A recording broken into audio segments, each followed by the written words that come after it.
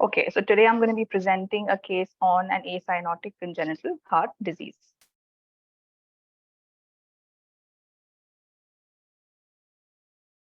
First, demographics. So name of the patient, age, sex, birth order, consanguinity, residence, informant, and reliability. So this format is going to be pretty much the same like any other case. The age of presentation is important here because, like we discussed in the last class, the age of presentation of a particular CHD will give you a clue as to what kind of differential diagnosis you're dealing with, because different ages have different presentations of different congenital heart diseases. Like I said, a large VSD usually presents at about 6 weeks of age, whereas you have certain critical congenital heart diseases that are duct dependent that can present as early as birth, whereas usually a TOF presents at about 4 months of age. So this is the importance of mentioning the age here. Sex, certain CHDs are more common in certain sexes. So, but that is not always going to be true. So, but you anyways need to mention the sex of the child. Birth order, first, second, third. Consanguinity again is important because there are certain heart diseases that run in the family. We'll discuss more about this under the heading of family history. Residence, again, with respect to a CHD, diseases like, for example, a PDA is more common in those living in the hilly areas because, as we know, that in the hilly areas, your oxygen concentration is low as compared to that at sea level. So when you have low oxygen, normally the duct which should shut at birth, when the child takes in the first breath because of the increase in the oxygen content, that doesn't happen. So theoretically, the incidence of PDA is higher in those living in the hilly areas. That's the importance of residence with respect to a CHD. Lastly, informant usually is the mother or the father, and they're going to be reliable. So that is about demographics.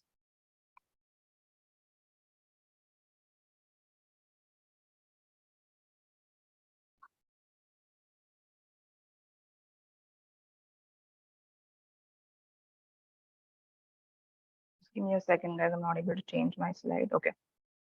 Yeah. So chief complaints. So chief complaints, this kid, like what I'm going to present, is a 6-year-old, is a 6-month old, I'm sorry, is a 6-month-old male child who's second by birth order, born of a non-consanguineous marriage, resident of Mumbai, informant being the mother, who is reliable, has been brought with chief complaints of hurried breathing noticed since 2 months of age, which has aggravated for the past 1 week, along with fever for the past 5 days and cough and cold for the past 3 days. Let me repeat. This is a 6-month-old male child, second by birth order, born of non-consanguineous marriage, who has been brought with chief complaints of hurried breathing, noticed since 2 months of age, which has got aggravated for the past 1 week, along with fever for past 5 days and cough and cold for the past 3 days. So these are the set of the chief complaints that the informant is telling me. Now, how will I dig more into detail with each of these chief complaints? So that's when my HOPI, which is history of presenting illness, comes into picture. So the child was apparently all right till 2 months of age. Like I said, the mother's complaining of hurried breathing since 2 months of age. So the child was apparently all right till 2 months of age, where the mother noticed hurried breathing in the form of increased rate of respiration. Okay, so the mother thought that the child is breathing faster. The onset, progress, and duration is the next three set of questions that need to be answered for every chief complaint that you take in your history taking. So onset was insidious. Progression, the hurried breathing has been gradually progressive. What are the aggravating and relieving factors? So the breathing gets aggravated with any kind of activity like feeding or crying and is relieved at rest.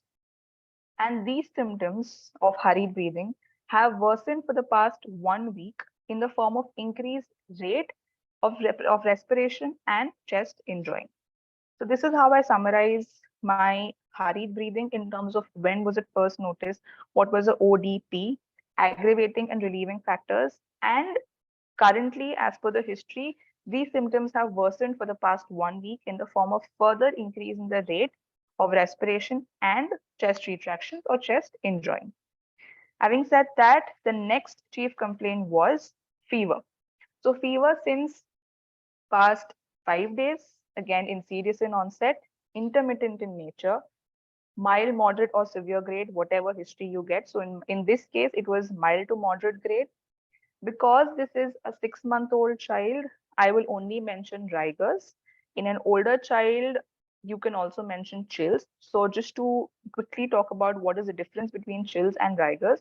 Chills is basically the sensation of feeling cold when febrile, whereas rigors is the involuntary shaking or shivering that the body does in order to conserve body heat. So if an infant has a high grade fever, it might be associated with rigors, but in this case, the fever was mild to moderate grade and not associated with rigors. Fever was responding to oral medications, and the child was active in the interfebrile period. Now, if you talk about this history of ear pain, ear discharge, crying while micturition, vomiting or loose stools, and refusal to feed or convulsions. Usually, when you have a fever as a chief complaint, your next step should be to localize the focus of infection, which is causing the fever. But because in this case we already have fever along with cough and cold, you need not mention or you need not ask for this particular history because we know that probably the cough and cold is associated with fever and that is causing the infection and that is causing the rise in body temperature. If you didn't have a history of cough, cold, probably only fever or any other case that you're dealing with where the informant is complaining of fever, but you're not able to localize the site of or the focus of infection on history, you need to dig more into details. So history of ear pain, ear discharge is for an upper respiratory infection or an otitis media. Crying while micturition is for a UTI. Vomiting or loose stools is for gastroenteritis. Refusal to feed or convulsion is for a CNS infection like a meningitis or encephalitis. So if you don't have a focus of fever in your history or your chief complaints, then you need to ask all of these questions or else it's not required because otherwise a set of history questions will be never ending. So you don't need to mention it if you have a symptom associated with fever. Now, responding to oral medications, if the child has a response to paracetamol or antipyretics, that means that probably the infection is not that severe. Usually, you have either a viral infection or a bacterial infection, whereas in a bacterial infection, the child is usually more sick, is having higher temperatures, probably not the temperature is not responding to oral medications. The important next point is active interfebrile period. So again, if the child is okay between two episodes of fever, it means that the infection is not that severe. Whereas like in a bacterial infection, in spite of the child not being febrile, even in the interfebrile period, he'll be sick, he'll be lethargic, there'll be decreased activity, less interest in the surroundings. So that will basically tell you how severe is the infection that you're probably dealing with. Next symptom was Next chief complaint was cough and cold. So again, insidious in onset, paroxysmal in nature. If it's an older child, you can ask for history of productive or non-productive cough. But like in this case, which was a 6-month-old infant, they will not be able to produce cough, so you don't need to mention this. So if there is a history of cough, then consistency of sputum is important. Why? Because different coughs will produce different kind of sputums. Like for example, in a bronchiolitis or in a bronchitis, you will have a mucopurulent sputum, whereas you will have a foul-smelling sputum in a bronchiectasis, whereas it might be pink, frothy in a case of pulmonary edema. So this is the difference in the color and consistency of sputum. What are the aggravating features? So the cough was aggravated on crying. Many a times the kids who are not able to produce cough after crying for very long. So crying associated with cough can result in post-tussive vomiting. Okay, so probably that is sometimes where the mother might say that at the end of coughing, sometimes he vomits out, and that vomit is sticky and filled with mucus. So that is another way that the child is able to expel that uh, cough out. Diurnal variations again is important if you're dealing with asthma. So cough is aggravated in early morning, usually in a case of asthma. But if there is no diurnal variation, then I will mention that there is no diurnal variation of cough and cold, whether or not it's associated with noisy breathing or not. And lastly, cold in the form of runny nose or nose block. So usually when parents complain of cold, or noisy breathing also, the first most common cause is often runny nose or nose block. So that needs to be ruled out. If after that you still feel that the child is having noisy breathing, you need to differentiate whether it's a stridor versus a wheeze. Now, why is this important is because both these sounds are very different when you listen to them.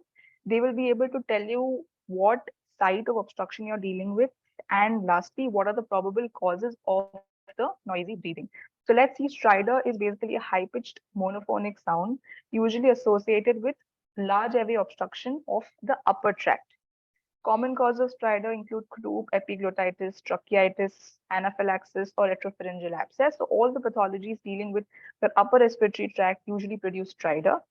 Stridor is expiratory if it's an extrathoracic obstruction, whereas it becomes inspiratory if it's an intrathoracic obstruction. So stridor usually is expiratory, but it can be inspiratory depending on the site of obstruction, or if it is fixed and severe, it can be biphasic. Whereas wheezing is usually like a musical sound associated with obstruction of the lower respiratory tract. Most common cause of wheezing is asthma. Other causes include bronchiolitis or foreign body aspiration. So it's basically involving the lower respiratory tract.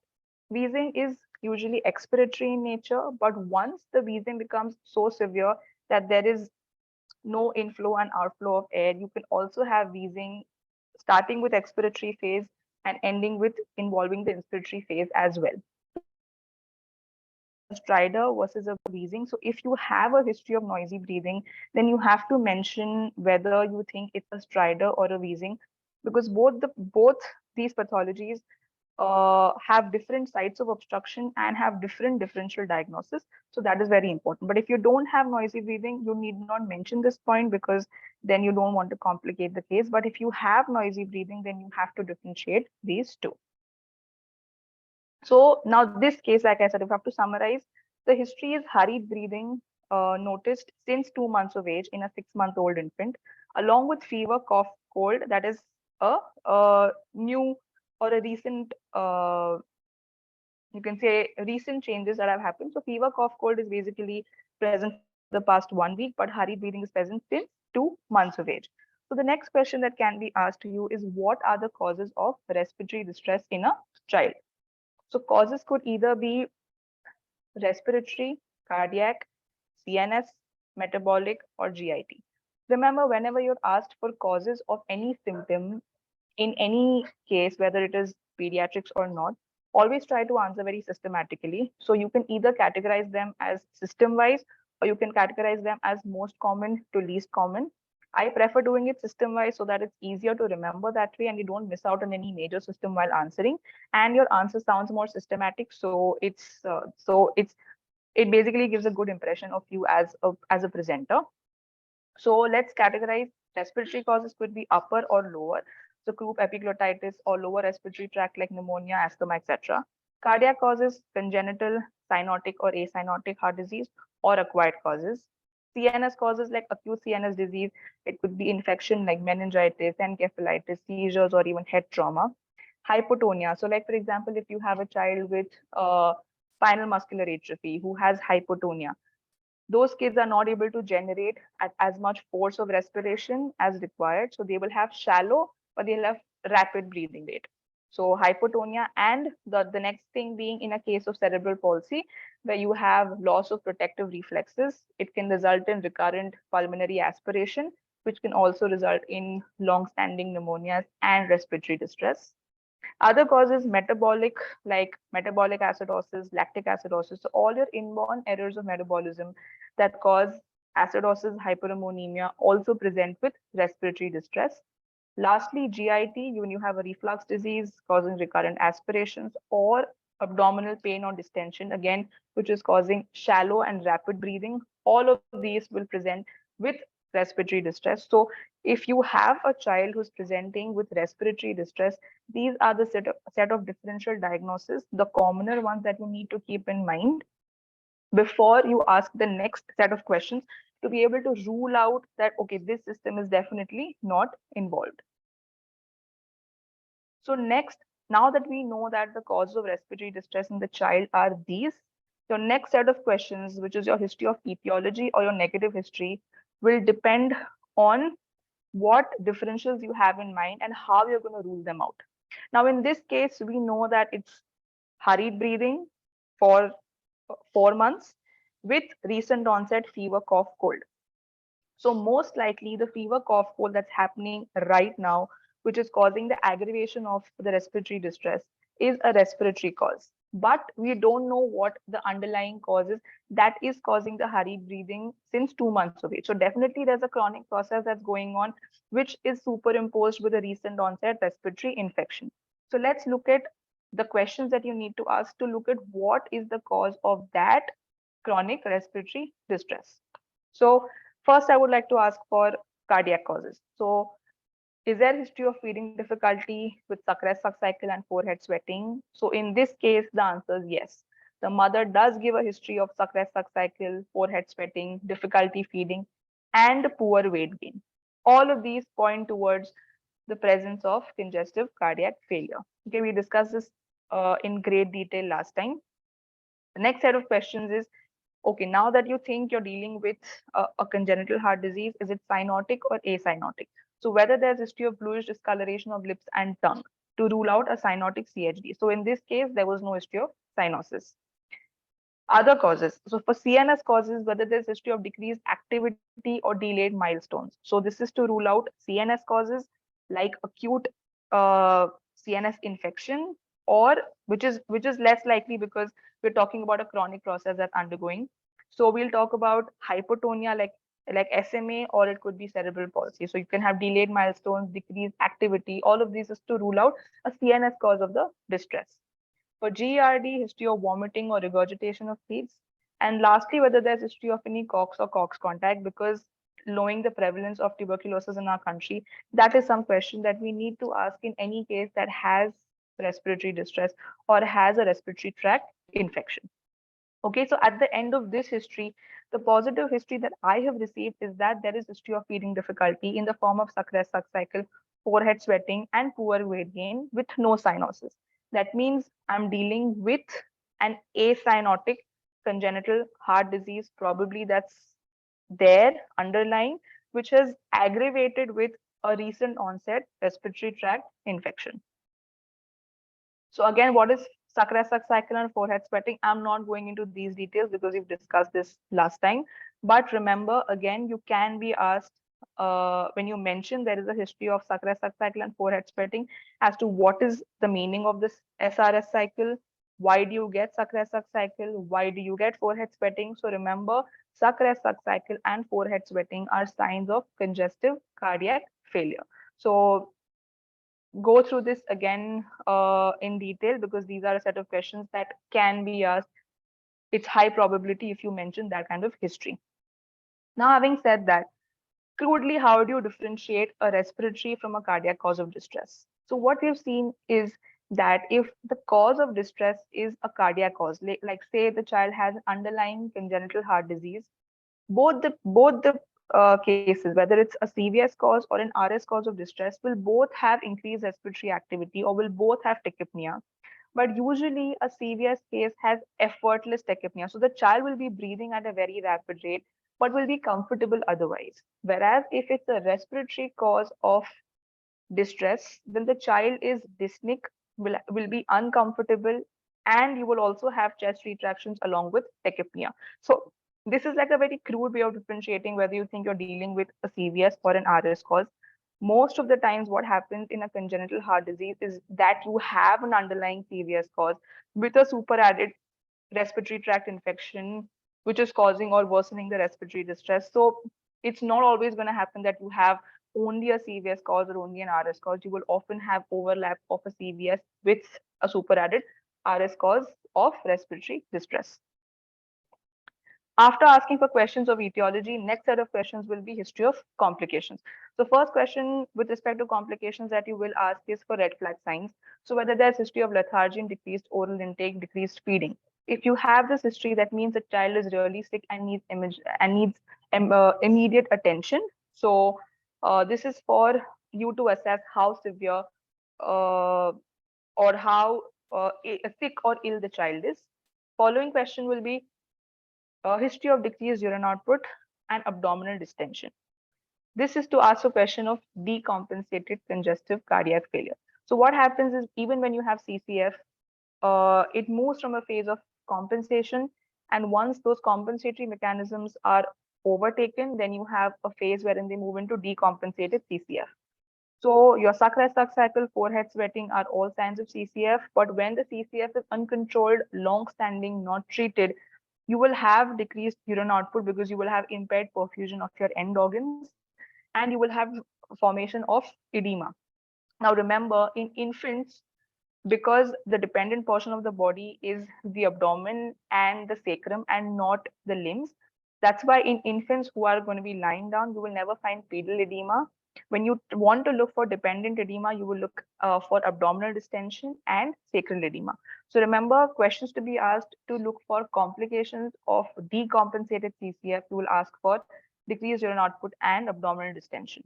Okay, because sacral edema is something that you can see on examination, but it is not something that probably you'll be able to ask the mother, and the mother will not be able to give you that history. Abdominal distension is more visible, and if there is, then you will get that history. So that's why we ask for abdominal distension. Last but not the least, very, very important, to ask for history of infective endocarditis. Now, infective endocarditis is a lethal complication of a congenital heart disease. Okay, so whenever you have a history of fever as your chief complaint, or if you get a history of fever on your questions or inquiry on HOPI, you have to ask for whether you think the fever is long standing and can be because of infective endocarditis. So how do you ask? You ask for history of prolonged fever with chills, with skin rash, fatigue, painful finger pads. All of this are pointing towards the probability of infective endocarditis, which, like I said, is a common and a lethal complication if not treated well in time. So these are the set of questions you need to ask for complications. Moving ahead, history of treatment. So treatment history usually is with respect to this particular episode. So from the time the patient was hospitalized, or even before that, say the child has developed these symptoms for the past 1 week, what kind of treatment has the child received? Has the child been hospitalized, maybe in your hospital or some other hospital before he was transferred to you? What kind of treatment did he receive? Did he receive oxygen, any IV or oral medications? And what has been the course since then? Has there been improvement in symptoms, or has there been worsening of symptoms? So that will give you an idea of how the child has progressed over the past few days or 1 week, depending on what the history is, and whether the treatment options that have been given have worked well in favor of the child. So again, this is all of history taking. So this is all that you will ask the mother. So obviously the mother will be able to tell you whether the child was put on oxygen, whether he received any IV medications, any blood transfusions, whether the child was put on the ventilator. And according to the mother, what does she feel, whether there has been improvement or worsening of symptoms. So treatment history is with respect to this episode. Now, past history, when I talk about past history, is about similar episodes that have happened in the past. Okay. So when I ask for this, I will ask for similar episodes in the past, because this time the child is presented with a respiratory tract infection. Okay, so I will ask for similar episodes in the past and what kind of treatment was received each time. Whether the child required hospitalization, whether he was treated on OPD basis, whether he was put on any medications. So usually, what medications are used in a child who has a congenital heart disease with CCF? So common drugs are usually diuretics, digoxin, and ACE inhibitors. So my question to you guys is, how will you ask for history of medications to the informant, and how will you know which medication the child has been on? So this is an open-ended question for all of you.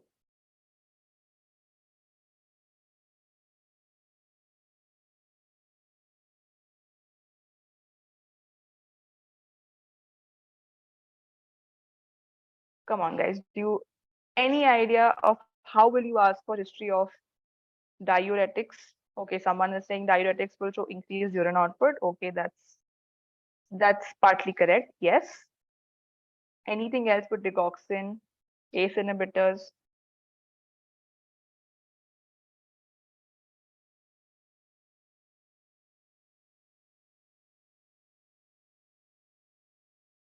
Okay, so yeah, like someone said, diuretics will have increased urine output, but probably that is something that the mother might not be able to judge or tell you that well, because she might not be able to, really figure out whether urine output is actually increased or not. What is most important is the history of digoxin. So digoxin is given 5 days a week, and you give off on Saturday, Sunday. Okay, so remember that. That's we do this so that we don't cause digoxin toxicity. So digoxin is given 5 days a week, and we given off over the weekend. So when you tell the parents, probably if they're illiterate, they cannot read the name of the medication, you will tell them specifically that this particular medication has to be given only for 5 days and you don't give it on weekends. So if you're getting that kind of history from the mother that I don't give a particular medication over the weekend, I gave it only for 5 days, then most likely you're dealing with digoxin. A lot of parents sometimes know the name of the medication, so they will say Latix or Furoped, which is furosemide. They'll tell you Dixin, which is digoxin, or they'll tell you enalapril, which is the most commonly used ACE inhibitor for CCF in kids. So you might get these names, but in case you don't, one particular question that you need to ask for is digoxin. And yes, you can ask for whether the child has increased urine output, or sometimes when we prescribe diuretics for the first time, we'll tell the mother that this medication is given so as to increase the urine output. That is the aim of this medication. Whether or not she realizes the difference is again going to depend on the mother. But yes, diuretics and digoxin are two questions that you can ask the mother for in your history. Okay, and lastly, inter illness period. So let's say the child has had multiple episodes of respiratory tract infection in the past requiring hospitalizations.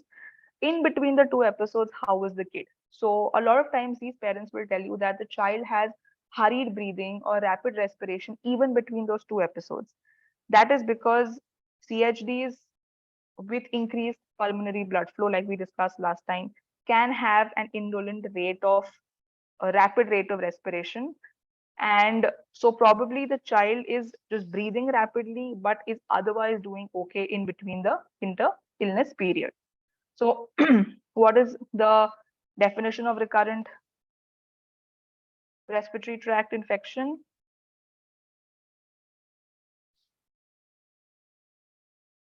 Yeah, it's when you have more than equal to 2 episodes of LRTI in a year or 3 or more ever in a lifetime. This is the definition of recurrent LRTI. So if you have this history, then you need to say that the child has recurrent respiratory tract infection and recurrent LRTI in an acyanotic heart disease, that's shunting left to right, is suggestive of increased pulmonary blood flow. We've discussed this last time.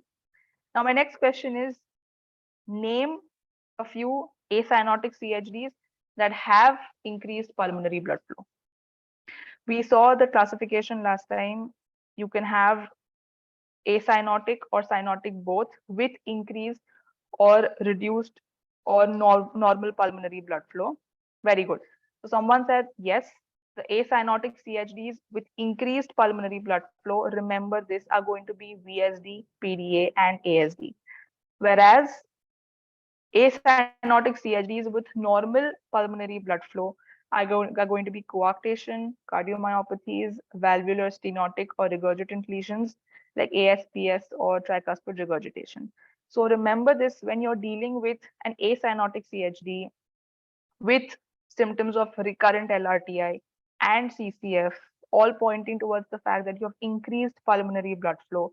You're dealing with one of these three, VSD, PDA, or ASD. Now, remember again, those CHDs that present in childhood with congestive cardiac failure are VSD and PDA. ASDs usually are well compensated and they will present in adolescence, or they may often go unnoticed even up to probably adulthood sometimes. Okay, so but if you have a large VSD and a large PDA, they can be symptomatic as early as 6 weeks of life. So when you have an infant, or say at least up to 5 years of age, in a child who's presenting with these symptoms of CCF and LRTI, you will always think first in terms of a VSD or a PDA. Okay. Now, mechanisms of recurrent respiratory tract infection, I've just put them here. We've discussed this last time, but again, these are set of questions that can be asked. That why do you think these patients are at a risk of recurrent LRTI? So, antenatal and birth history. So here I'm going to be talking about questions that are related to or pertinent to a CHD case. So consanguinity is important because there are certain CHDs that run in the family. Okay, so if you have a family history of CHD, then you need to be more careful. Having said that, my next question is, what is the incidence of a congenital heart disease in the general population? What is the incidence of CHD if you have one sibling who has a heart disease? And what is the incidence of CHD if you have two siblings who have a congenital heart disease? So general population, one sibling and two siblings. Any idea, guys?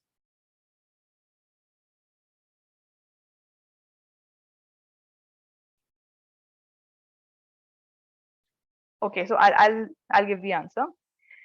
The incidence of CHD in the general population is about 0.3%. If one sibling is affected, the incidence becomes 3%. And if two siblings are affected, the incidence becomes 20 to 30%. So it's 0.3, 3, and 30. If you want to remember it like that, it's easier that way. So it's general incidence in general population is 0.3, one sibling is 3, and two siblings are about 20 to 30%. Age of conception, older mothers increase risk of Down syndrome. Downs is commonly associated with your endocardial cushion defects. So that is why age of conception is important. Next, history of drug intake. So when you say that there is history of drug intake or there is no history of drug intake, next question is definitely going to be what drug history did you ask for? So remember, when you're asked for questions with respect to a CHD, you have to talk about those drugs that can lead to a congenital heart disease. Again, always mention the commoner ones first. Don't go into zebra syndrome. So drugs in antenatal period who have an association with CHD, the most commonly used drugs are anti-epileptics. Your valproate is commonly associated with coarctation, VSD, and aortic stenosis. Phenytoin with ASD, VSD, PDA. Alcohol is associated with ASD, VSD, PDA, and TOF. Less commonly used drugs like lithium, it is used as a mood stabilizer, is very commonly associated with Epstein anomaly. Others like vitamin A and indomethacin have their associations respectively. Okay, so when you're asked for this question as to what drug history did you ask for and what CHDs are they related with, you should know at least 3 to 4 of them. Again, mention the commoner ones first. Okay, addiction, smoking, and alcohol, like we saw, that again has an association with CHDs. History of TORCH group of infections. So in TORCH, particularly rubella, which is associated with congenital rubella syndrome, has a strong association with PDA, your patent ductus arteriosus, and peripheral pulmonary stenosis. Two common CHDs associated with rubella are PDA and peripheral pulmonary stenosis. So that history you need to ask for. So you will ask for history of fever with rash and lymphadenopathy in the first trimester to look for rubella. Lastly, maternal diseases. Most commonly, what we are trying to ask for is a history of GDM because GDM is associated with common CHGs like TGA, transposition of great arteries, VSD, atrioventricular septal defect, PDA, septal hypertrophy. Okay, most common CHD is still VSD. You can say most specific associated CHD with a mother who has diabetes either before conception or gestational diabetes mellitus is a TGA, but still the most common will be a VSD because VSD as a whole, if you see, is more common as compared to a TGA.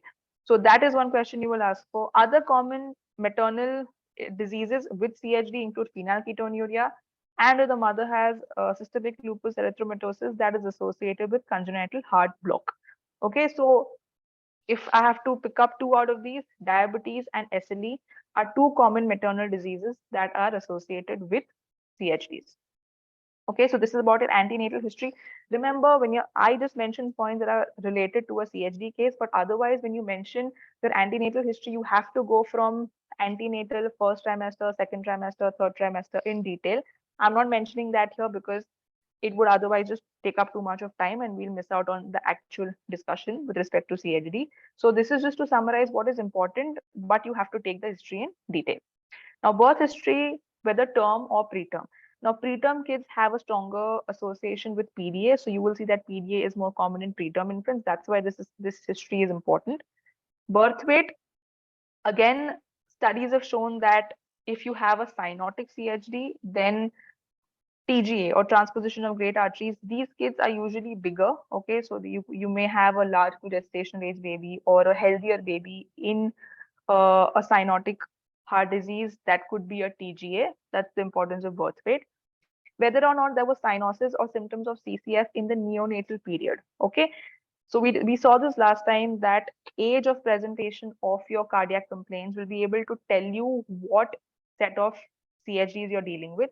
So if the child is presenting as early as the neonatal period, then you're most likely dealing with duct dependent lesions, which could be either right sided or left sided. It could be obstructive lesions like coarctation of aorta, interrupted aortic arch, or it could be cyanotic heart diseases like transposition, TAPVC, truncus arteriosus, etc. So whether the child was okay in the immediate postnatal or the neonatal period will tell you probably that if he was okay, you're not most likely dealing with a set of these duct dependent lesions. And whether or not the child had an ICU stay, if yes, was there any respiratory support or cardiac support that was given? Were there any symptoms related to your CVS? Or was the NICU stay for some other reason like prematurity, respiratory distress like an RDS, or something else? Okay.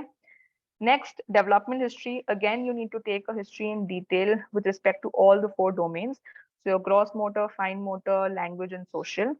Usually what happens is gross motor delay is very commonly seen in CHD. Why? Because they're chronically ill. Okay, they have chronic congestive cardiac failure. They have failure to thrive. They have recurrent infections and repeated hospitalization. So uh, that's why the gross motor delay is one of the most common domains that can be delayed in a child with a CHD. But if you have a syndromic child, say you have a child with Down syndrome with a congenital heart disease, you may also see a delay in the other milestones. But otherwise, in a normal, what do you say? In a child who only has a CHD, most likely you will see a delay in the gross motor. The other domains should be normal. So you have to mention the development history like any other pediatric case under all the four domains in detail. And you will also have to give a development quotient at the end of it. Okay, next is immunization. So you need to mention immunization history as per the national immunization schedule. What was the last vaccine taken? When was it taken? Are there any history of missed doses? And if yes, what is the reason behind it? So what happens, because these kids are chronically ill and often requiring hospitalization, or the mother feels that he's having hurried breathing, he has pneumonia, he's not doing well, they tend to miss out on their immunization. So it is either because the mother thought that, my child is too weak and that's why I don't want to vaccinate him, or probably at the time of the vaccination dose he was hospitalized for pneumonia. So you need to find out the reason behind that, because it's very important to counsel the mother about the importance of immunization if the child has missed doses. Okay, any special vaccines taken? What I'm talking about here is with respect to influenza, okay, because since these kids again have recurrent respiratory infections, they should be immunized with the influenza vaccines every year. So you need to ask for whether the child has received any special vaccines. Now, dietary history, if it's an infant, if it's less than 6 months of age, someone who's on exclusive breastfeeding or even later, your breastfeeding history has to be in detail with respect to suck rest suck cycle, whether the child has forehead sweating, how long does the child feed, does he get tired while feeding, how long does the child sleep in between two feeds, what is the urine output. All of this will tell you the adequacy of breastfeeding. Okay, so if the child is feeding well but still not gaining weight as per how much he should, then mostly you're dealing with an organic cause which is causing the weight loss, or which is causing the increased catabolism, because of which the child is not able to gain weight. But what happens usually in the cases that we always encounter is that these kids have difficulty feeding along with an underlying cause like an underlying CHD, which together again further impair their feeding and weight gain.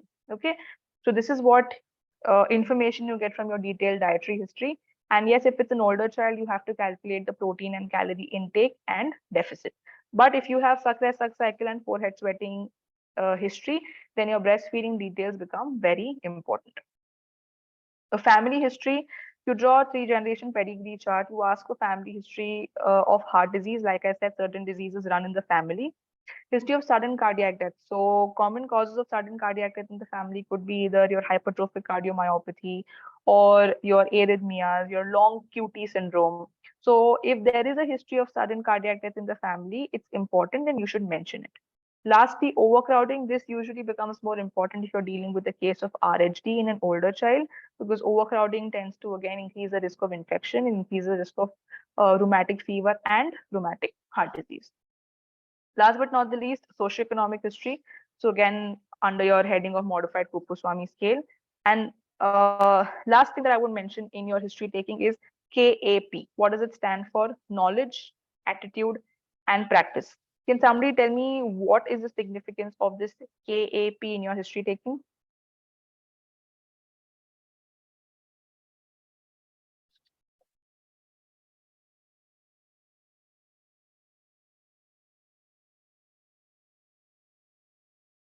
Okay, so basically, whenever you're dealing with any chronic illness, whether it's a heart disease, whether it's a child with cerebral palsy, whether it's thalassemia, nephrotic, etc., all these chronic conditions, you need to ask the parents about questions related to knowledge, attitude, and practice. Now, what you ask for knowledge? You will ask them what they know about the disease. See, if the child has already been diagnosed with a CHD or any other chronic illness, you need to ask them their level of understanding as to how much do they know about what condition the child is dealing with. Second is attitude. What is the attitude of the parents towards the illness and towards the child? Okay, so if, like for example, the child has been put on certain medications or say chronic transfusion therapy like in thalassemia, what is their attitude as to whether the child really needs this treatment, and B, practice whether that's actually being followed. So if the child has been put on any medication, whether the child is compliant with that, whether the parents are following the instructions of treatment, regular follow-up, investigations, etc. So KAP, your knowledge, attitude, practice becomes extremely important in any chronic condition that you're dealing with, to be able to understand the level of understanding that the parents have about the disease and how you need to counsel them so that the child is better taken care of. So remember, KAP becomes very important in any chronic case that you're presenting. So how do you summarize this history at the end of your detailed history taking? Is this is an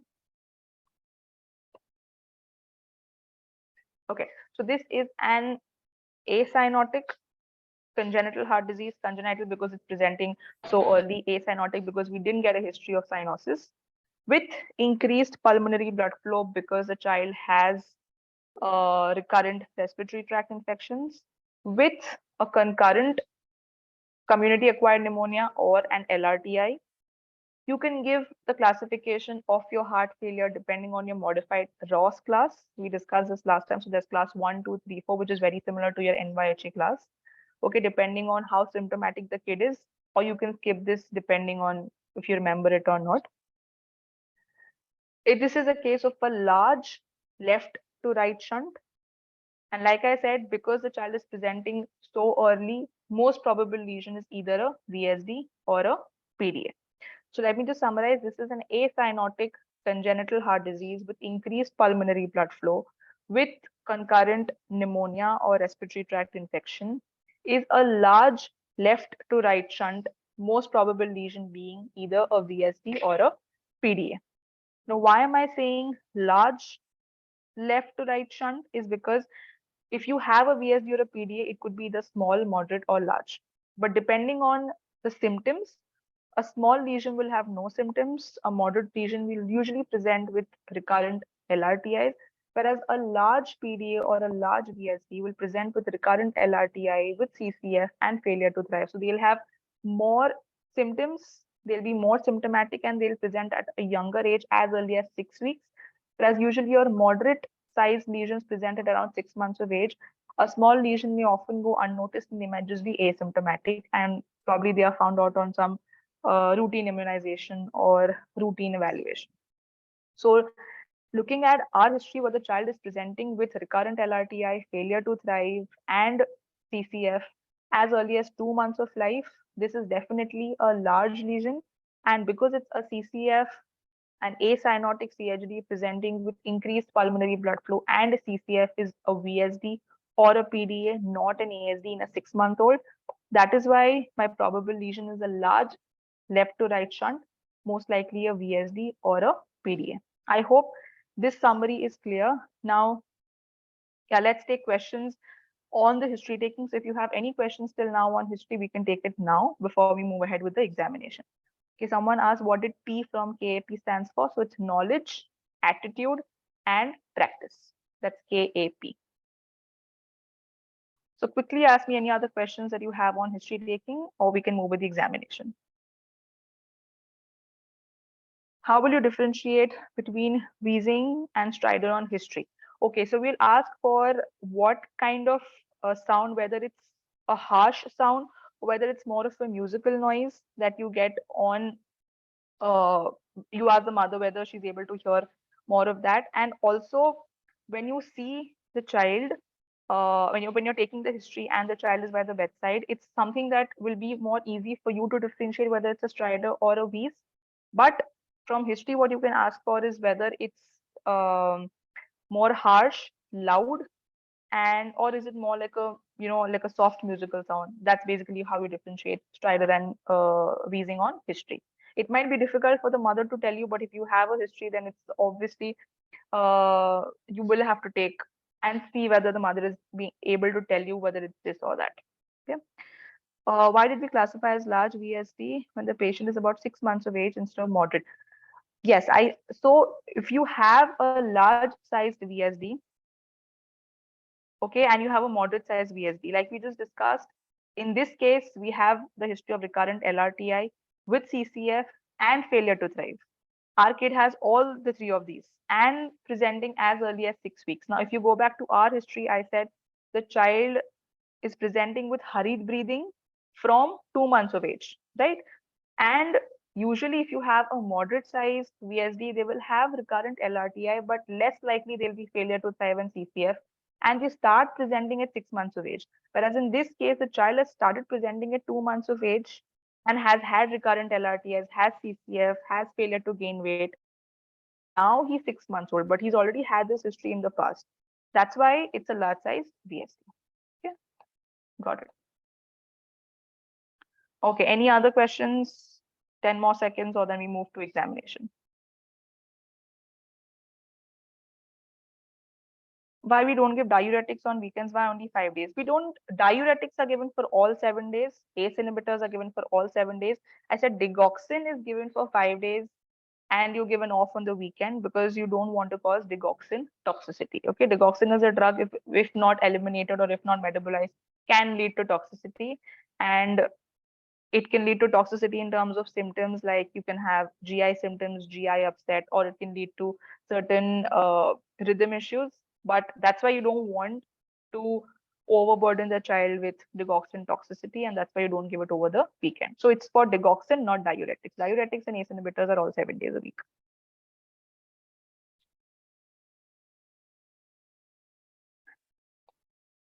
Okay, now let's move ahead with your examination. If you're having any other questions, we will definitely take it at the end. So just note it down. General examination, so general appearance and posture of the child. Next important is vitals. So vitals will be under the heading of heart rate, respiratory rate, blood pressure, saturation, peripheral pulses, CRT, and JVP. So let's see how you describe each one in detail, because your description of vitals is very important in a CVS case. So with respect to pulse, rate, rhythm, volume, peripheral pulses, and radio-radial or radio-femoral delay. So rate, like in this case, I would say that the rate is 130 beats per minute. Rhythm is regular. Volume could either be normal or bounding. So now see, we know at the end of history, we're dealing with most likely a large sized VSD or a PDA. That was all we were able to get at the end of history. Now with examination, there are a few points where at the end of examination, we'll be able to differentiate whether it's a VSD or a PDA. Okay, even before going into your set of investigation. So what are those points? So first is when you look at the pulse, volume of the pulse. If it's a VSD, you will have a normal volume pulse, whereas if it's a PDA, because in a PDA you have wide pulse pressure, you have a runoff. That is why you will have bounding pulses in a PDA. So what does bounding mean? Again, see, this is going to be better understood when you actually palpate a PDA with bounding pulses. But if you try to palpate your radial pulse, it's going to hit hard on your finger. So it's going to be bounding versus a VSD, which will feel like any other normal pulse. So if the pulse is bounding, then it's pointing more towards the presence of a PDA. Peripheral pulses, so you need to check for upper limb and lower limb peripheral pulses. This is important because if you're dealing with a coarctation of aorta, then you will have depressed or diminished pulses in the lower limbs. Okay, that is again important. Importance of palpation of peripheral pulses, especially lower limb pulses. And lastly, again, if you have a coarctation, there might be radio-radial or radio-femoral delay. So what is important here is when you summarize pulse, you will see that the rate is 130 beats per minute, regular, normal volume, well-felt peripheral pulses with no radio-radial or radio-femoral delay. Next is your respiratory rate. So you will count for the rate of respiration and whether or not it is associated with chest retractions. So what is the definition of tachypnea? If you have a respiratory rate more than 60, between 0 to 2 months of age, then it is called tachypnea. 2 to 12 months, more than 50, more than 12 months, more than 40 is the definition of tachypnea. I'm just going to repeat. 0 to 2 months is more than 60, 2 to 12 months is more than 50, and more than 12 months is more than 40 breaths per minute. If you have this, then you will say that the child is tachypnic. And if yes, then you need to mention whether the child has chest retractions. So whether it is intercostal retractions, subcostal retractions, xiphoid retractions, whatever you see, you need to mention that here. Next, blood pressure, again, is very important in a CVS case. So remember, while taking blood pressure, what happens very often in pediatrics is that we erroneously take the blood pressure, and that's the reason why we get a wrong reading. Okay, so when measuring blood pressure in pediatrics, remember that the cuff length should completely encircle the arm. The width should cover at least 2/3 of the upper arm. Okay, so that is the size of the BP cuff that you need to use. And last but not the least, ideally BP should be taken in all the 4 limbs. Okay. Having said that, what is question to you guys is why is it important to take BP in all the 4 limbs or at least upper limb and lower limb? Why do we stress on taking blood pressure in all the 4 limbs and why not just one limb? Is there any particular condition that we can diagnose on the basis of a difference in the blood pressure in the upper limb and the lower limb?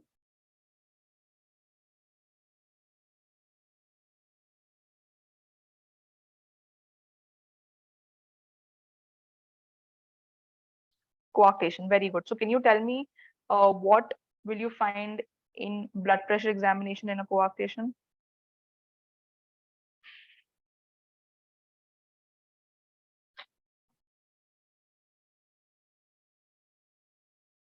Higher BP in the lower limb. It's exactly the opposite. So what happens normally in a normal person who doesn't have a coarct, okay? So usually the lower limb blood pressure is slightly higher than the upper limb blood pressure in a normal scenario. But what happens in a coarctation of aorta is that you will have depressed or feeble pulses in the lower limb and you will have higher blood pressure in the upper limbs. This is what happens in coarctation of aorta. And that is why it is important to take blood pressure in the upper limb and the lower limb both. Okay. So in coarctation, you will have higher blood pressure in the upper limb and feeble pulses in the lower limb. So that is why you should take blood pressure in all the 4 limbs in any suspected CSD that you're dealing with. Next important is JVP. Now remember, JVP is basically an indirect measurement of your right atrial pressure. So, but very important to note that in infants or even up to 2 to 3 years of age, in kids who have a short neck, it is not going to be possible to evaluate the JVP. So like in this case, which is a 6-month-old infant, I will say that JVP could not be evaluated because it is not possible in this case. Okay. So don't say that the JVP is not elevated because it is not possible to check for JVP up to about 2 to 3 years of age. Because to examine a JVP, the patient needs to be kept at a 45-degree position. He needs to cooperate with you. The neck should be long enough to be able to look at the vein. and that is not possible in kids. But yes, if you have an older child, if you have, say, a 6 7 year old child who's cooperative with you, then you definitely have to mention JVP. So let's quickly look at how you measure the JVP. But remember, if it's a younger child or if it's an infant, you say that I could not measure JVP because of a short neck, and no examiner is going to tell you that why did you not measure, because it is not possible to do so. Okay, so you put the patient in a 45-degree position with the head turned to the left. You look at the upper level of pulsations in the internal jugular vein. Then you take two scales. Okay, you take two scales, one kept vertical from the level of the sternal angle. Somehow my mouse is not working.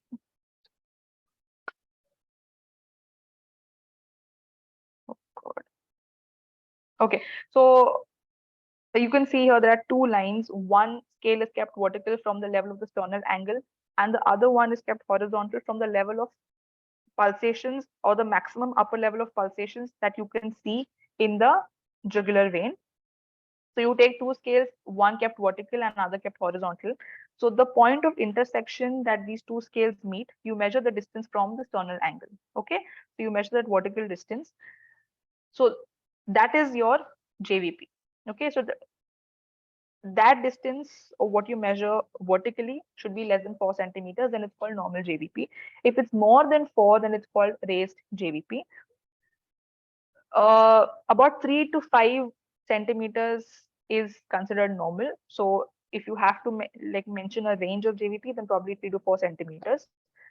How do you calculate right atrial pressure? Basically, JVP is an indirect measurement of right atrial pressure, right? So you add 4.5 centimeters to your JVP. That is your right atrial pressure.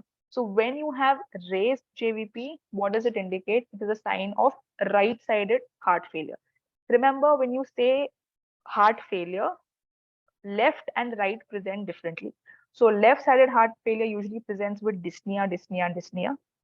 Right-sided heart failure will present with raised JVP, tender hepatomegaly, and pedal edema. Okay, so when you have raised JVP, yes, it is suggestive of heart failure, but it is suggestive of right-sided heart failure.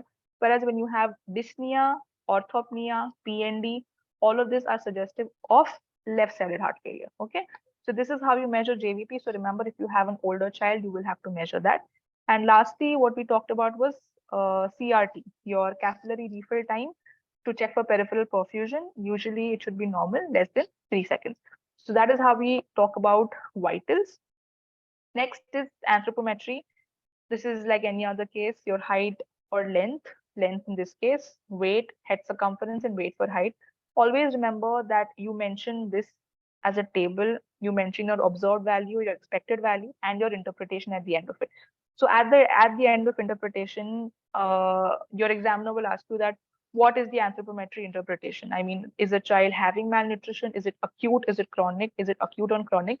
So remember to always have an interpretation ready, because we are more interested in your interpretation rather than your observed and expected values or numbers. So remember to always have an interpretation for your anthropometry in any case in pediatrics. Next, head to toe examination. So you look at the head, you look at the anterior fontanelle, you measure the size, whether it's open or not, and you describe the anterior fontanelle in detail. Eyes, ears usually will be within normal limits. Oral cavity, what you want to look for is your cleft lip and cleft palate, because there are certain CHDs, there are certain syndromes that are associated with cleft lip palate that have an association with CHD, like commonly like you have Golden Heart, Treacher Collins, Downs, all of these have associated CHDs. Okay. Dysmorphism, so certain syndromes like Down syndrome. So we all know what the phenotype of a Downs is. You have your mongoloid slant, you have uh, flat nasal bridge, you have coarse facies, you have hypotonia, simian crease, sandal gap, umbilical hernia, etc., etc. A lot of them.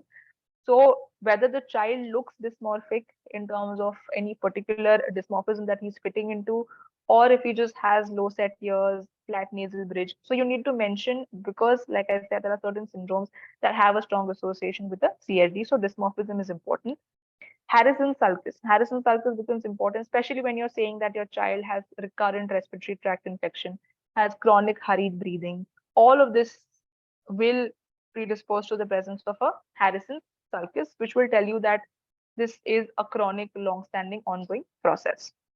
Other signs of vitamin deficiency, because we're saying that the child is not feeding well, has feeding difficulties, suck cycle.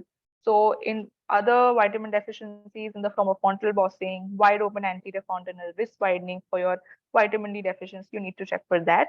Dental caries is something which is very important in your head to toe examination in a CVS case, because dental caries can lead to infection, which can predispose to infective endocarditis. So dental caries is something that you should never miss in your examination and when you say it in your head to toe evaluation. What are the peripheral signs of infective endocarditis? So you can have petechiae, painful finger pads, splinter hemorrhage. So this is an image of infective endocarditis. The first image is if you see splinter hemorrhages, and if you see the last image on the right, with this little splinter. So why is it called splinter hemorrhage? Splinter is basically when you're chopping off wood, that little flakes of wood that come out is called splinter. And if you look at the first image of the nails, it's got those lines on the nail beds which resemble the splinter. So they're called splinter hemorrhages.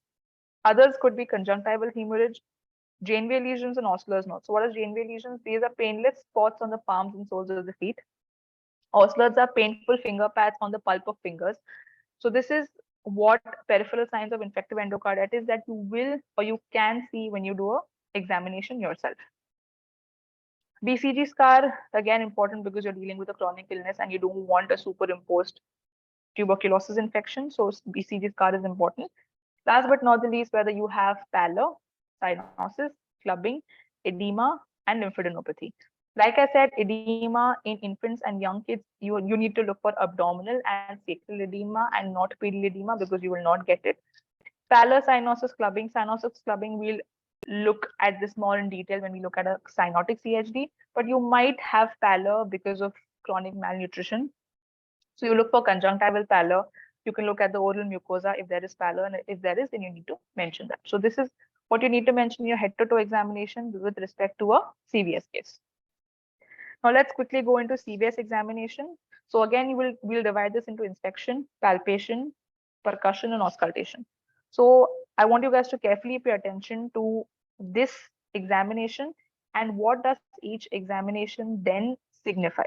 Okay, so in inspection, we talk about the shape and symmetry of the chest, whether there's a precordial bulge. Now, what is the meaning of precordial bulge? Is that your precordium, basically, which is your rib cage that's sitting over your heart. If there is a bulge, okay, if it's standing out as compared to the rest of the chest, that means that again there's a chronic, long-standing underlying heart disease that probably you're dealing with. So first thing is precordial bulge. Any obvious chest wall deformity in the form of, say, pectus carinatum, pectus excavatum, dilated veins or scars. Okay, so what is the importance of dilated veins? When you have engorged veins in the inter and the infrascapular regions, you could see that in a coarctation of aorta, where they become more prominent when you ask the patient to bend forward. Next, scars. Okay, so when you look at, so this is an example of a coarctation where the adult is having visible and palpable collaterals over the scapular region, which is seen in A, and the anterior abdominal wall, which is seen in B. And if you look at this 3D reconstructed CT of the aortogram, this little obstruction in the middle that you can see is the coarctation of aorta. Okay. The next thing that you talk about in inspection is the presence of scars. So a scar could be a median sternotomy scar or a lateral thoracotomy scar. So like I said, if you look at the fourth scar, it's a median sternotomy scar, which is seen in surgeries that require like open heart surgeries requiring bypass. And whereas your lateral thoracotomies in 1, 2, and 3 could be either for other procedures like a BP shunt, a coarctation repair, a PDA ligation, or some ASDs. So if you have a scar, then you need to mention what location it is, because different locations will tell you different surgeries that has been done on that particular patient. Okay, so that's about engorged veins and scars. Apical impulse. Now remember the difference between apical impulse and apex beat. Apical impulse is what you see on inspection. Apex beat is what you feel on palpation. That's the difference. Now, because in inspection you haven't touched the patient yet, that is why when you see the apical impulse, you will say that always in respect to the position of the nipple. So if you're able to see the apical impulse, you will say that apical impulse is seen just below the nipple, or just medial to the nipple, or just lateral to the nipple, because you cannot calculate or you cannot count the intercostal spaces because this is inspection. If you're not able to see an apical impulse, which is also very common, you will say the apical impulse was not visualized on inspection. Lastly, visible pulsations. So visible pulsations can be seen in the suprasternal region, which can be seen in aortic regurgitation or aneurysm of the arch of aorta. Two most important sites of palpations that you, pulsations that you must look for is the epigastric pulsations and pulsations in the left second intercostal space. So if you have epigastric pulsations, you will see that in right ventricular enlargement or right ventricular hypertrophy, or you might see that in abdominal aortic aneurysm or even tricuspid regurgitation. What is most important for us in a pediatric case when we have epigastric pulsations is right ventricular hypertrophy. Similarly, if you have pulsations in the left second intercostal space, they signify pulmonary arterial dilatation or pulmonary hypertension. So these are two sites that you should always look for when you're inspecting the chest for visible pulsations elsewhere. Okay, so remember, epigastric and left second intercostal space are most important. Other spaces where you can also have pulsations are suprasternal region and the back in coarctation, that's called Sussman sign. Okay, so having done your inspection, let's move ahead with palpation. So palpation will be under these headings of apex beat, thrill, parasternal heave, diastolic shock or palpable P2, and other pulsations. So apex beat, like I said, pay attention to this. This is very important. Apex beat, what is apex beat? So it's the lowermost and the outermost point of a definitive cardiac impulse that gives maximum thrust to the palpating finger. So when you're describing an apex beat, it has to be under the two headings of site and character, because both these two things will give you a lot of information as to what is the underlying pathology. So what is the importance of apex beat and how do you check it? So first you put your palm over the precordium and you locate, and once you're able to feel the pulsations on the palm, then you will locate it with your finger to one particular point. If you're not able to do it in the supine position, you make the patient turn either left lateral or you make the patient sit and bend forward to be able to better palpate so that the your heart comes closer to the chest wall and becomes easier to palpate. So first you do it in the supine, if not then either left lateral or sitting and bending forward, and you locate the point exactly where you can feel the maximum impulse on your finger. You might still not be able to feel an apex beat in spite of doing these maneuvers.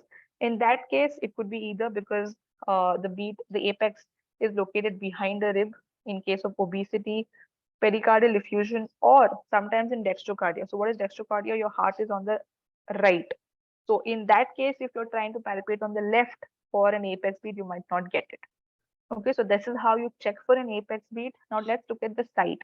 So when I say site, you need to mention which intercostal space, can you feel it, and what is the distance from the mid-clavicular line.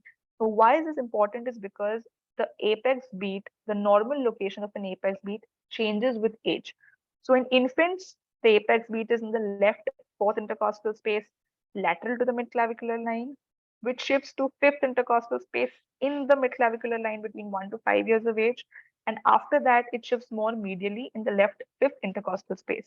So once you know the normal location of the apex beat, and then you're able to palpate the apex beat in your case, you'll be able to say whether it's normal or abnormal. So when your apex beat is shifted down and out, okay? So like for example, in this case, it's a 6-month-old infant. Okay, so ideally the apex beat should have been in the left fourth intercostal space lateral to the midclavicular line. So when I say lateral, it is within 1 centimeter lateral to the midclavicular line. So in this case, I'm saying that the apex beat here is located in the left fifth intercostal space, 2 centimeters lateral to the midclavicular line. So it's down and it's out both, right? So when your apex beat is shifted down and out, it is suggestive of LVH or left ventricular hypertrophy. Similarly, if your apex beat is only shifted outwards, then it is suggestive of right ventricular enlargement or right ventricular hypertrophy. Okay, so LVH is something that you will see in a VSD or a PDA, whereas RVH is commonly seen in a TOF. So if you look at these two images, you can see the stark difference in the position of the heart and where the apex is shifted. So if you look at the first image, the apex is shifted down and out, whereas in the second image, like your boot-shaped heart in a TOF, your apex is only shifted outwards. So this is the importance of your examination of position or site of your apex beat, or where is it located in terms of the intercostal space and with respect to the mid-clavicular line. Next is character. So what is a normal apex beat? Normal apex beat is usually not sustained, so less than 1/3 of a systole, and palpable in one single intercostal space. So having discussed about site, next thing, which is character, you have three distinct characters of your apex beat. It could either be hyperdynamic, heaving, or tapping. Heaving, tapping apex is usually something that you will not encounter commonly in pediatrics. Definitely not tapping, because tapping is seen in mitral stenosis. What I'm talking about here in detail is the hyperdynamic type of apex beat. When do we say it's hyperdynamic? When it is located over more than one intercostal space. Okay, so probably you're able to feel the same amount of maximum thrust on your finger in say two intercostal spaces. Okay, and along with that, it is forceful and briskly lifts your shoulder, briskly lifts your finger and brings it back. So it is brisk, forceful, and located in more than one intercostal space. Then you say that your character of apex beat is hyperdynamic. A cheat code here would be that mostly all your pediatric CHDs, I mean, all your left to right shunts, so all your volume overload states, your VSD, PDA, and even regurgitant lesions like MR and AR will have a hyperdynamic character to the apex beat. So in case if you're not sure what exactly it is safer to mention that it is a hyperdynamic kind of apex beat. But if you have to go into the theory, apex beat is said to be hyperdynamic if it's located over more than one intercostal space, and the thrust is forceful and briskly lifts your finger and pulls it down back. Okay, so that is the character of apex beat and the site. So we discussed apex beat. So like in this case, when I said that my apex impulse is below and lateral to the nipple on inspection, and apex beat is in the left fifth intercostal space, 2 centimeters lateral to the nipple, which is hyperdynamic in nature, then that means my apex is shifted down and out, suggestive of left ventricular hypertrophy. I guess, I hope this point is clear. The second thing that you mention or you examine in your palpation is a thrill. Now, what is a thrill? Thrill is basically a palpable murmur. Okay. So when you mention thrill, you have to say the location and what part of the cardiac cycle can you feel the thrill. So again, this is an important point of differentiation between a VSD and a PDA. So in a VSD, you will feel a systolic thrill in the left lower sternal border, whereas because that's the site where you have the ventricular septal defect. At the same time, if you're palpating a thrill in a PDA, you will feel a continuous thrill in the left infraclavicular region, because that is the location of the PDA. So the location is going to vary, and what part of the cardiac cycle will you feel the thrill will vary in VSD and a PDA. So VSD is systolic in the left lower sternal border. PDA will be a continuous thrill in the left infraclavicular region. So that's point number 2 on palpation is thrill. Third, what is a parasternal heave? So parasternal heave, basically, how do you check it? You put the ulnar border of your hand in the left parasternal region, and you feel for a thrust of your thrust over your ulnar border that tries to lift your hand. Okay. So again, there are 3 grades of parasternal heave: 1, 2, and 3. 1 is that it's just felt. 2 is that it is palpable, but if you apply little force, you can obliterate that. Whereas grade 3 is that the heave or the thrust on your ulnar border is so much that even with pressure, you cannot obliterate that thrust. So that's 1, 2, and 3 grades of parasternal heave. This is again very important in your examination palpation in a CHD. If you have a parasternal heave, it signifies the presence of right ventricular hypertrophy. Okay, so we just saw LVH is when your apex is shifted down and out. RVH is if you have a parasternal heave. Now, what is the diastolic shock or palpable S2 or palpable P2? So you check for or you feel for the uh, uh, second heart sound in the left second intercostal space, just in the parasternal region. Okay, so if you put your finger in the left second intercostal space, like in the P2 region, and you're able to feel for pulsations, that means you have a palpable second heart sound, and you see that in pulmonary hypertension. Why do you see that over there? Because right under your finger, what is sitting is your pulmonary artery. So when you have pulmonary arterial dilatation and you have pulmonary hypertension, that pulsations are felt on your finger when you put your finger on the left second intercostal space in the parasternal region. So when you have a palpable P2, it signifies underlying pulmonary hypertension. Other pulsations, like in this case, I was also able to get pulsations in the epigastric region. So like we saw in inspection, two specific sites that are very important for inspection for other pulsations are the epigastric region and the left second intercostal space. Similarly, you confirm those findings on your palpation.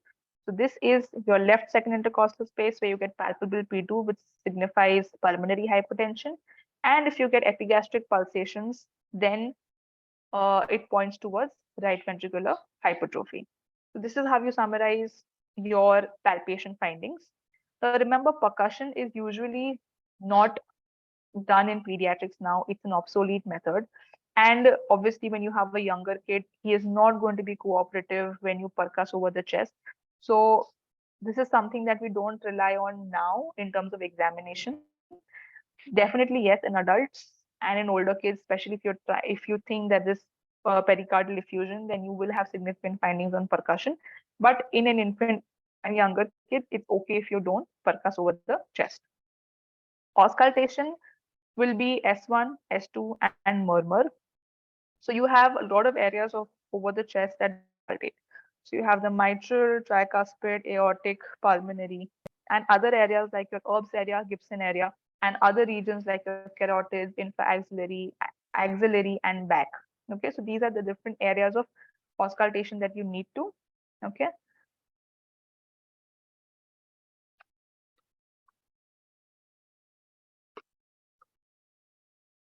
Yep. So my mouse is not working, but anyways, if you look at the blue dot in the left second intercostal space, that's a pulmonary area. The green is your tricuspid area. The purple is mitral area, and orange is your aortic area. So these are the areas that you have to discuss, you have to auscultate, and you have other areas. Remember that when you auscultate for your first heart sound, it will be at the apex of the heart. And when you auscultate second heart sound, it's going to be in the left second intercostal space. So S1 is best heard at the apex, S2 is best heard at the left second intercostal space, and the third thing that you auscultate is for the murmur. So when you talk about murmurs, you have to say the site, timing, whether it's systolic or diastolic, loudness or grade of murmur, and whether there's any radiation. Okay, so you can say the site is, like for example, left fourth intercostal space. If I'm describing a VSD, I'll say this, it's a left fourth intercostal space. It's a systolic murmur, or you can say it's a pan-systolic murmur. Grade 4/6. So grading is again important because if you have a grade 4 or more, you will be able to palpate an associated thrill. Okay, grade 1, 2, 3 usually are only audible with a stethoscope, but if you have grade 4, 5, and 6, you will be able to hear it. It's going to be loud, and you will have an associated thrill with the murmur. And whether there's any radiation, whether the murmur is getting radiated to the axilla, so you have an MR murmur, it gets radiated to the axilla. So that is something again that you need to look for. So site, timing, loudness, and radiation. So when I'm talking about this case, my S1 was normal. S2, which I heard in the left second intercostal space, which was the pulmonary area, had a loud P2 and a murmur. So if it's a VSD, it's going to be a pansystolic murmur. Like in this case, it was a grade 4/6 pansystolic murmur, best heard in the left fourth intercostal space in the parasternal region. So if you look at this diagram, it does mention where you will get the VSD murmur, which is in the left fourth intercostal space, just parasternal. Whereas if you have a PDA, it will be a continuous murmur in the left infraclavicular region. So look at this diagram where you get the PDA murmur. It will be in the left infraclavicular region and it's going to be a continuous murmur. Okay. So what is the meaning of a pansystolic murmur? The murmur starts with S1 and ends with S2, softening both the sounds. Okay, so that's when you say it's a pansystolic murmur. So you will only hear it in systole, whereas when I say it's a continuous murmur in a PDA, you'll be able to hear it throughout the cardiac cycle. So throughout systole and diastole, when you hear a murmur, like it's a machinery murmur, you say it's a PDA murmur. Okay, so location and the pitch and machinery murmur is something you get in PDA, whereas the VSD is a systolic murmur in the left fourth intercostal space. So we have come across a lot of points that help us in differentiating whether it's a VSD or a PDA on your examination. So let's just summarize all our positive findings that we found on examination. So in inspection, we found that the apex impulse is shifted down and out. Okay, it was shifted, it was located below and lateral to the nipple. And we also found visible epigastric pulsation suggestive of RVH. On palpation, we found that the apex beat is in the left fifth intercostal space lateral to the mid-clavicular line and hyperdynamic in nature, again suggestive of LVH, with an associated thrill in the same fourth intercostal space. There was grade 2 parasternal heave, suggestive of RVH, and a palpable second heart sound in the left second intercostal space, which showed that there is pulmonary hypertension. Auscultation had a loud S2 in the left second intercostal space, again suggestive of PH. So when you have a palpable P2 with a loud second heart sound, they both correlate to the presence of a PH. And auscultation revealed a grade 4/6 systolic murmur, best heard in the left fourth intercostal space in the parasternal region, which points towards the VSD. So looking at these examination findings, we have a few points pointing towards LVH and a few points pointing towards RVH. So this is a case which has both left and right ventricular hypertrophy, what is commonly called as biventricular hypertrophy. So remember, when you have a VSD or a PDA, usually these lesions initially start with the development of left ventricular dilatation and left ventricular hypertrophy. If that is uncontrolled and not treated well in time, then it proceeds to involvement of the right ventricle, resulting in RVH and eventually causing biventricular hypertrophy. So initially, the first ventricle to be involved in a VSD or a PDA is going to be the left side. If uncontrolled, unchecked, untreated, it will cause or affect even the right side of the heart. Okay, so that is why at the end of this summary of my examination findings, I'm confidently able to say that this is a case of biventricular hypertrophy because I have findings suggestive of both LVH and RVH. So this is how you talk about your CVS examination. In other examinations, I'm just going to quickly go over it. In RS, you need to mention the rate, whether there are any chest retractions, and what kind of auscultation findings do you have? Do you have wheezing? Do you have crepitations? Do you have rhonchi? What kind of findings in which uh, lobes of the liver of the lungs is what you need to mention in detail. GI, what is important from the GIT examination is basically whether there is a palpable liver. So remember, if you have CCF, you can also have a tender hepatomegaly. I just said that tender hepatomegaly, raised JVP, and pedal edema are all suggestive of right-sided heart failure. So you should always look for a liver, whether it's palpable or not. If yes, how many centimeters below the costal margin? What is the liver span? So you need to do a tidal percussion and find out the exact liver span and whether or not it is tender on palpation. So if you have a congestive hepatomegaly, like what you see in a congestive cardiac failure, then it will be tender when you palpate the liver. What kind of margins and surface? So usually a congestive hepatomegaly will be soft and will have rounded margins, smooth surface. Palpation of the spleen becomes important because you can have a palpable spleen if in a case of infective endocarditis. So you need to mention whether the spleen is palpable or not. And last but not the least, vowel sounds. Okay, so this is a summary of other systems. So how do you finally summarize your case, or how do you give your final diagnosis at the end of history taking and examination? So you will say that this is an acyanotic congenital heart disease. Acyanotic because there is no history of cyanosis, congenital because it is presenting as early as 2 months of life, with increased pulmonary blood flow shunting left to right. We have all our findings in history where you have recurrent LRTIs suggestive of increased pulmonary blood flow, and you also don't have cyanosis. You also have increased pulmonary blood flow from your examination because you have like the development of pulmonary hypertension that happens when you have long-standing increased pulmonary blood flow. Okay, so we have a palpable P2, we have a loud P2 on auscultation. So all of this point towards increased pulmonary blood flow in sinus rhythm. So when you are checking for your pulse and your rhythm is regular, it's going to be sinus with or without congestive cardiac failure. So in our case, with CCF, because we have a history of suck rest, suck cycle, forehead sweating, and on examination, you will look for tachycardia, tachypnea, tender hepatomegaly, raised JVP. All of this point towards CCF. With or without signs of infective endocarditis, we didn't have that in our case. With or without pulmonary hypertension. So pulmonary hypertension is if you have a palpable second heart sound on palpation and a loud P2 on auscultation, then you will say that there is associated PH. With either left ventricular hypertrophy, right ventricular hypertrophy, or like in our case, biventricular hypertrophy, we just saw that. With lower respiratory tract infection, most likely a community acquired pneumonia. Lastly, you mentioned the nutrition, development, and immunization status of your child, depending on what you get in your history. And then you can finally confidently say at the end that this is most likely a large size VSD.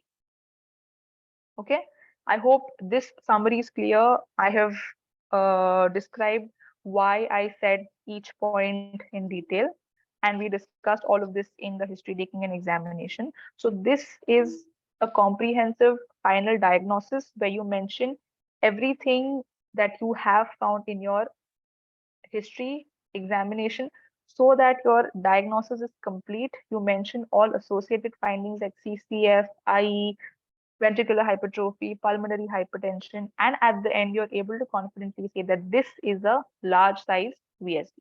Now, the next question is how do you differentiate whether it's a VSD or a PDA? So VSD is basically communication between LV and RV, whereas PDA is a communication between the aorta and pulmonary artery. They both have similar presentations like CCF, recurrent LRTs, and failure to thrive, but a VSD will have a pansystolic murmur in the left fourth intercostal space and an associated thrill there, whereas a PDA will have a continuous murmur in the left infraclavicular region and an associated thrill there. Again, one more point to differentiate is a PDA will have bounding pulses and a wide pulse pressure, whereas a VSD will have normal pulses and a normal pulse pressure. So this is how we differentiate a VSD from a PDA. Next question that you need to know and can be asked is how do you differentiate a small size, moderate size, or large size VSD on examination and history? So in history, we saw that the larger the size of the lesion, more symptomatic is the child going to be. So a large VSD will have recurrent LRTI, CCF, failure to thrive, with presentation as early as 6 weeks of life.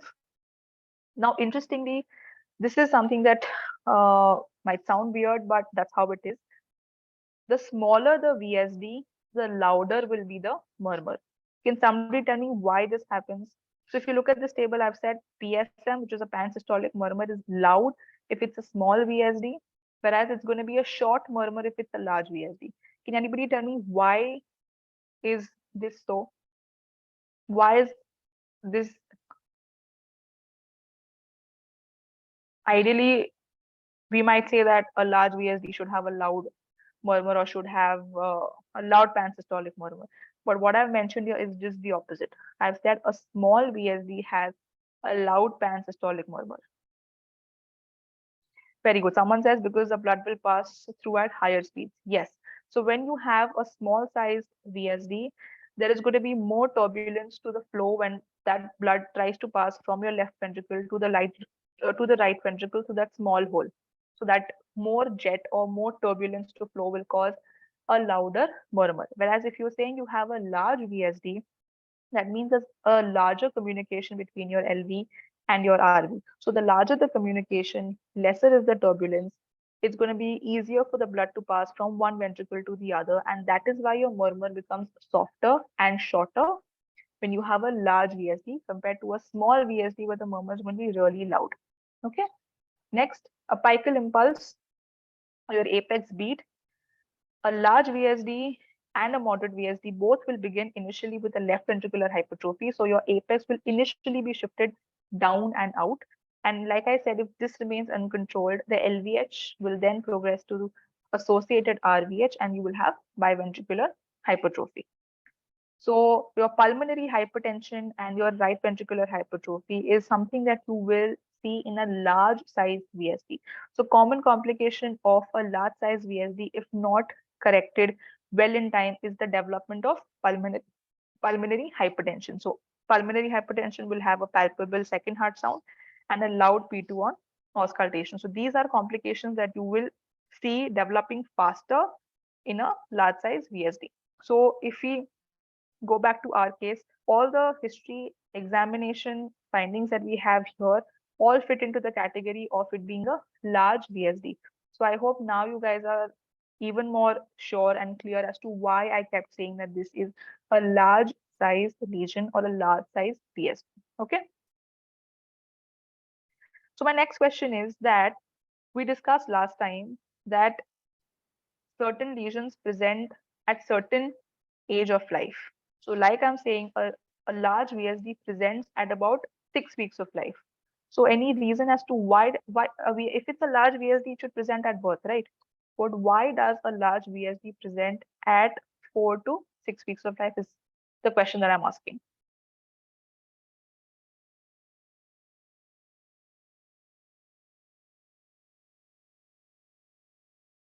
Any idea as to why does a VSD present first at 4 to 6 weeks of life and not before that?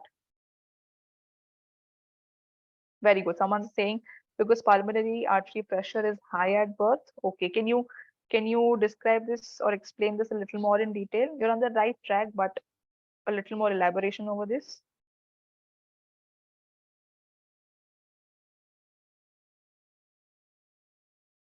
You can unmute and answer if you want to.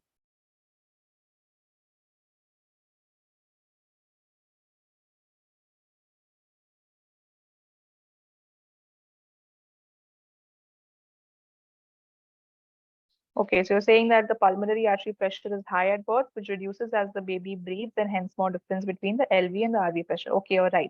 So what happens is the fetal circulation is very different from the circulation that transitions once the child takes the first breath. So pulmonary pressures are very high in the fetal period because the lungs are not functioning. Okay, so all the work of the lungs of oxygenation and purification is taken over by the placenta. So pulmonary pressures are very high in the fetal life. Now, once the child takes in the first breath and you have opening of the alveoli, shutting of the ductus arteriosus, the pulmonary pressures start to fall, but they're still high. It takes about 4 to 6 weeks for the pulmonary pressures to fall to a level similar to that of an adult. And it is only when you have that pulmonary pressure fall to a significant level will you then see shunting of blood from the left to the right. So your shunt basically starts functioning at about 4 to 6 weeks of life when the pulmonary pressures fall. And that is the reason why if you have a large size VSD, they will not present in the first few weeks of life, but earliest presentation will be at about 4 to 6 weeks of life. Okay, I hope this point is clear. Few more DDs of pansystolic murmur. It could either be a VSD, MR, or a TR. They all have pansystolic murmurs, but they have different locations and different radiation to the murmur. So if you have a pansystolic murmur, you need to keep these things in mind, but it's very easy to differentiate them on the basis of location. Last, what are the complications of VSD? So when you have a VSD, you know what complications you might be dealing with later. So most commonly is recurrent CCF, okay, which can then progress to decompensated CCF. Infective endocarditis. So whenever you have blood shunting through a jet, okay, like if you have a communication between LV and RV and there's turbulence to the flow of blood, it kind of hits against the epithelium, causing wear and tear, damage, and that can serve as a nidus or a source of infection. and can result in infective endocarditis. Third common complication is pulmonary hypertension. Now, this is very important. Now, what happens is if we look at this evolution of Eisenmenger syndrome. Now, what is Eisenmenger? Eisenmenger is basically reversal of shunt. So, if you have a VSD, which normally shunts left to right, with long-standing VSD, with the development of pulmonary hypertension, now the shunt starts functioning from right to left. That is what is called as Eisenmengerization. So why does that happen? So if you look at the first image, you have ASD, VSD, or any complex defect has left to right shunting. Over time, when you have continuous increased pulmonary blood flow because of increased left to right shunt, your pulmonary vascular resistance increases. Okay, your pulmonary arteries get dilated. There is more pressure now in the pulmonary arteries, and your pulmonary vascular resistance increases. And then what happens is the shunt starts functioning bidirectionally. Okay, so it shunts left to right in one part of your cardiac cycle, and it shunts right to left in the other. And again, when this is left uncontrolled, and when the pulmonary artery pressure becomes so high that the shunt then reverses, and then the shunt is now working right to left, and then you call this Eisenmenger syndrome, where you see cyanosis because there is reversal of shunt. For now, the VSD, which was initially left to right, is shunting right to left. So this is the evolution of Eisenmenger syndrome, pulmonary hypertension. Pulmonary hypertension, why is it so important to pick it up even on examination? Because if the child has a large VSD but does not have pulmonary hypertension yet, it will tell you that the lesion is operable. But once the child develops significant pulmonary hypertension, then it goes into a stage where lesion is inoperable, you cannot do anything about it. That is why pulmonary hypertension on examination is a very important finding, will tell you the level of operability. Lastly, there are certain VSDs, depending on the location, that the ones that are located very close to the aortic valve, like your outlet VSD, can be associated with aortic regurgitation. So what are common complications of VSD? You have CCF, infective endocarditis, pulmonary hypertension, Eisenmengerization, and aortic regurgitation. So last question, that at the end of your history and examination that you will be asked is, how will you evaluate or how will you investigate this child?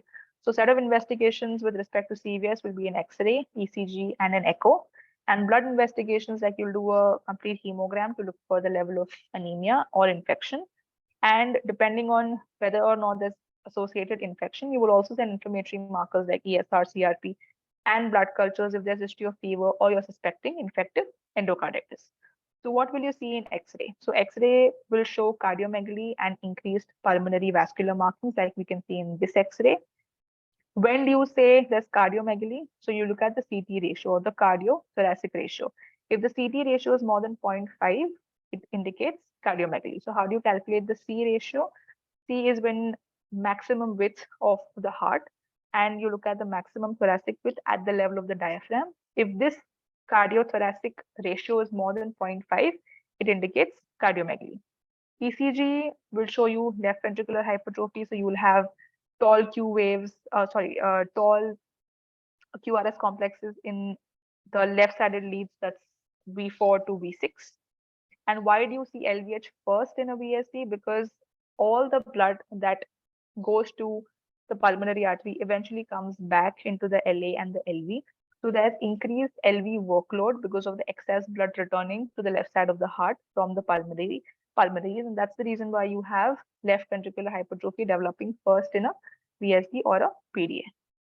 How will you manage this patient? So remember, anytime when you're asked about management, you have to broadly classify as emergency, emergency, corrective, and supportive. So emergency management will be stabilization. So you stabilize the airway, breathing, and circulation, monitor vitals. You treat the infection with antibiotics. You treat the pneumonia. You treat the CCF with anti-failure medication. So commonly used anti-failure meds in peds is diuretics, ACE inhibitors, inotropes, along with salt and fluid restriction. And if you're suspecting infective endocarditis, you will collect blood cultures, you will send it, and you will start with the appropriate set of antibiotics. So that's the emergency stabilization. Corrective steps will be based on symptoms and size of the lesion. So if it's a small size or a moderate size lesion, you can still keep the patient on follow-up or, like regular follow-up. Whereas if it's a large size lesion, you need to refer the child for a VSD closure. Now, all of this depends on the symptoms and the age of the child. We'll see that in the next slide. Third thing is supportive. So you maintain good oral hygiene, regular dental checkups. So dental caries need to be taken care of. You improve the nutrition, ensure immunization and special vaccines like your influenza, and ensure growth and development. So this is how you categorize your answer as emergency management, corrective, and supportive. Now, what are the indications and timing of surgery of a VSD? So if it's a small VSD, a lot of times it undergoes spontaneous closure and you need to keep the patient just on follow-up and nothing else needs to be done. Whereas if it's a large sized lesion or a large VSD, if the child has poor growth, congestive cardiac failure, which is not controlled on your anti-failure medications, then that VSD needs to be closed as soon as possible. Whereas if there is a large size VSD, but the symptoms are, or the CCF is controlled on medications, then the child can wait up to 6 months of age, but then needs a surgical closure at 6 months of age. So this is the difference in the timing and indication of a closure, depending on the size of lesion and how symptomatic the child is. Surgical options for a VSD or a PDA closure, it could either be an open surgical repair, like an open heart surgery, or you can also do it with a catheter closure. Okay, so these are the two options. We already discussed this as why does a large VSD present at 4 to 6 weeks of life and not before that. So that concludes the discussion, and it's time for questions now. So if you have any questions, you can put them in the chat box or unmute and ask.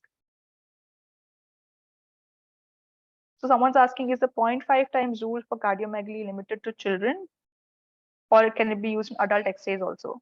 So it can be used in adult X-rays as well. Ideally, if you look at the exact definition, if it's more than 0.6, if the CT ratio is more than 0.6 in newborns, then that is referred to as cardiomegaly. Whereas if the ratio is more than 0.5 in children and adults, then you say that there is cardiomegaly on the basis of your X-ray.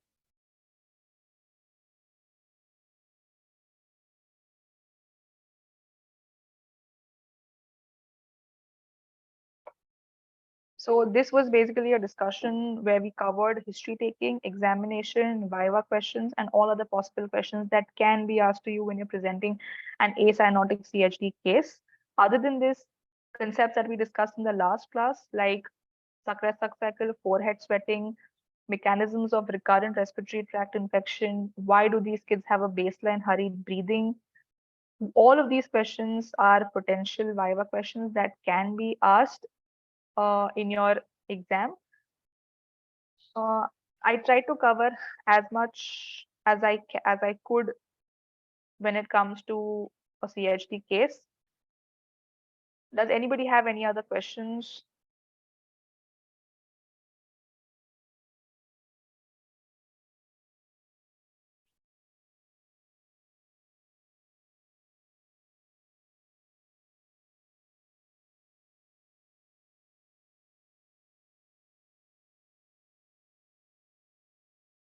Okay, I guess I don't see any more questions in the chat box. I hope this discussion was helpful and I was able to make your concepts clear. So thank you guys for attending.